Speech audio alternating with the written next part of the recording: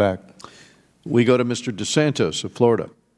Thanks, Mr. Chairman. Welcome, Mr. Secretary. We had a great embassy dedication last week in Jerusalem, long overdue, very successful. The fact that we now are recognizing Jerusalem as Israel's capital, will you support allowing Americans born in Jerusalem to have Israel listed on their passports?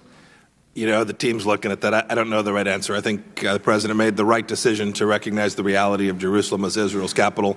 With respect to important but technical issues about how that will manifest itself, the team's going to give me their expertise, and I will present those options to the President shortly. There was strong opposition within kind of the rank and file of the State Department for the move to Jerusalem. When I traveled last year to look at embassy sites, pretty much everyone I talked to said it would be a total disaster. Now, that really hasn't happened. So is there an issue with groupthink in the State Department kind of at the career level that they're kind of in more of one mind, or do you have confidence that they're all on board to implement the President's agenda? You know, I think every team I've been part of in the private sector, when I was a young lieutenant, every team always suffers the risk that the status quo is the path forward. So I view things like that. I saw at CIA too. I suffer it as well.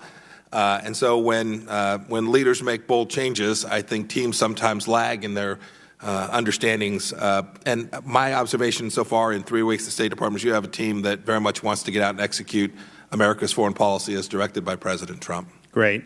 In terms of what's going on in Venezuela, there's a pretty significant Cuban presence of military intelligence. Is that your estimation?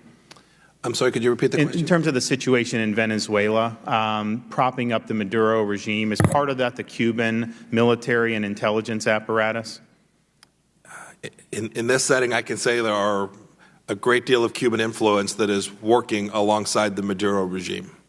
And it's not helpful to what America wants. It is. It runs adverse to U.S. interests, directly adverse to U.S. interests. The President, before you were Secretary, announced a really strong reevaluation of the Obama-Cuba policy. Not all of that has been implemented.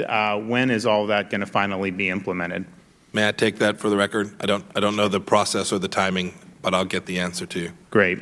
In terms of Iran, I think that your speech was great the other day, and I think the President's decision was the right one. How do we go about the Iran deal gave them a cash windfall. I guess we are going to now be moving to impose new sanctions. Are there going to be other things that have not yet been enacted into law that you're going to want Congress to do? Because it seems to me Order A has got to be choking off the money flow to this regime.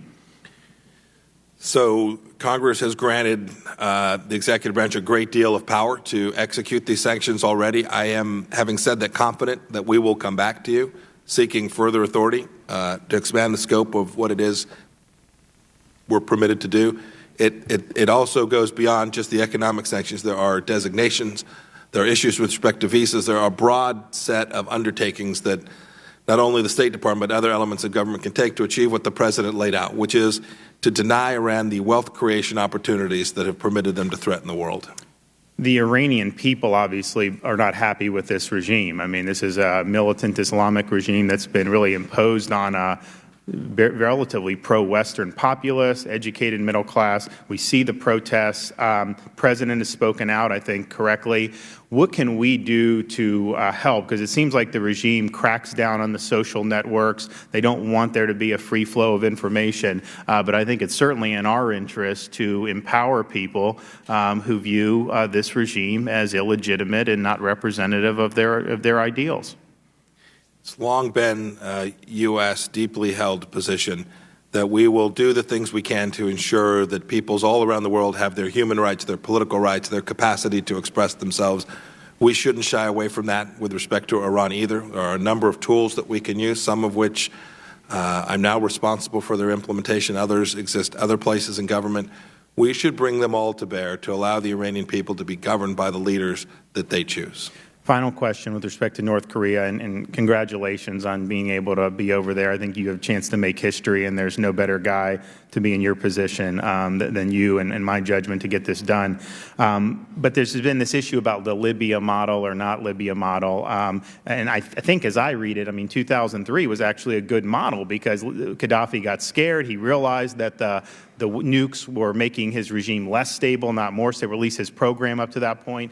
But then you have the 2011 Obama model, which is after he agreed to give up his weapons, they then attack. So can you just say how does Libya, what's the model that Kim Jong-un is going to look at and say, hey, how is America going to react if I do a deal with them?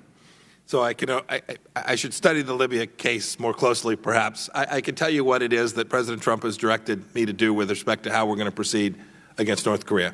We are not going to do trade for trade. We're not going to let this drag out. We're not going to provide economic relief until such time as we have an irreversible set of actions, not words, not commitments, undertaken by the North Korean regime. And when we get there, in exchange for that, we're prepared to do a great deal to help the North Korean people.